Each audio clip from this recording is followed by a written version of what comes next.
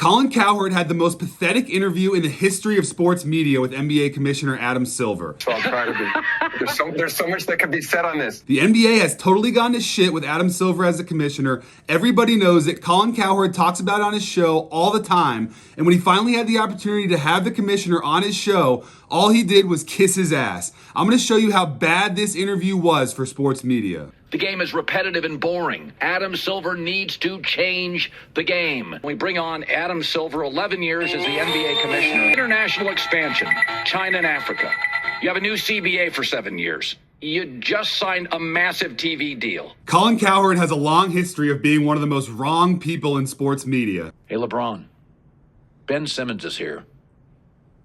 We're all good. He also has a long history of saying one thing on his own and saying something totally different when someone's actually sitting in front of him. There is a precedent with Baker Mayfield. He is Manziel, bust undraftable. Because I have said, you're not a bust, you can play. I said Tebow ain't gonna work. Manziel ain't gonna work. But this Adam Silver interview was really something special, even for Colin. Subscribe and turn on notifications for the Matthews Report, and let's get into this pathetic performance. I told before the show, I said, listen, can I get 18 minutes?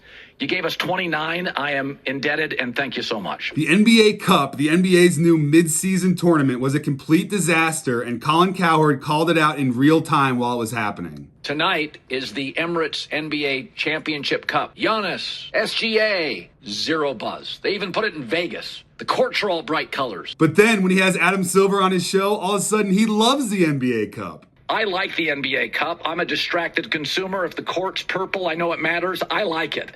I think it works. The NBA's television ratings have fallen off a cliff since Adam Silver became the commissioner, and Colin Cowherd fully understands this.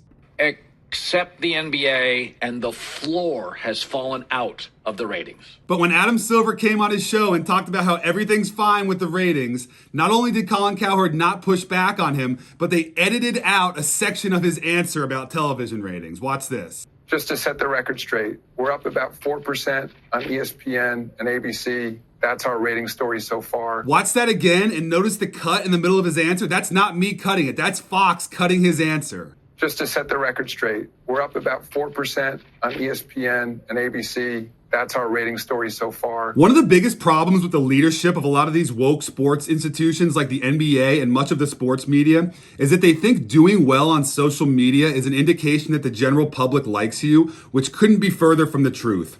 Colin Cowherd fully understood this and called it out on his show. But Adam Silver was talking to the media. He acknowledged that television ratings have fallen on a cliff. But one of his lines was, listen to this, well, we're at the point where our social media audience is at the highest of any league. Yeah, congrats for crushing Twitter and IG and TikTok. Ain't paying the bills, brah. But then when he has Adam Silver on his show, all of a sudden, ratings don't matter. You're making all this money from China and international corporations. Why would the ratings matter? Is it your regular season ratings? They don't matter that much because I just saw your new TV deals, and that the media makes a bigger deal of the truth is we're good when it matters in May and June. And that's just a new world. Also, what he just said is not true. The NBA is not doing well in May and June. Their finals and playoffs ratings have fallen off a cliff just as much as any of their other ratings. Another massive, obvious problem with Adam Silver and the NBA is that they've ruined college basketball, and players have no opportunity to grow a brand or grow a relationship with fans while they're in college. So when they get to the NBA, no one knows who they are and no one cares. Again, this is something that Colin understood perfectly. Our domestic product, because Adam Silver has marginalized college basketball, bad college basketball. Well, that's how you introduce American consumers to your players. But when he had Adam Silver on, Adam Silver says, oh, we know it's a problem, but there's just nothing we can do about it. Whether it's Angel or Caitlin or Juju now, and these players come into the WNBA as, built fully, multi-dimensional stars that people are familiar with, like it was in the old days in the NBA.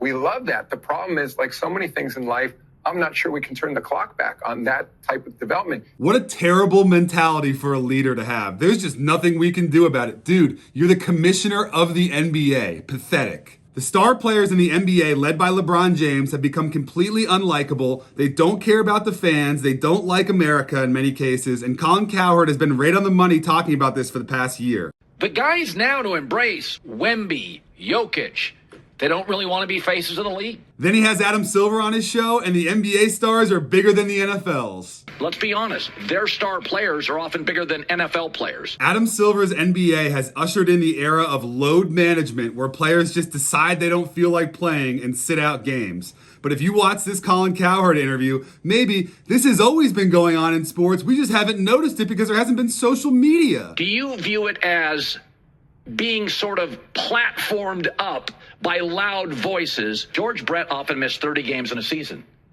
Nobody thought it was load management, right? We live in a different time.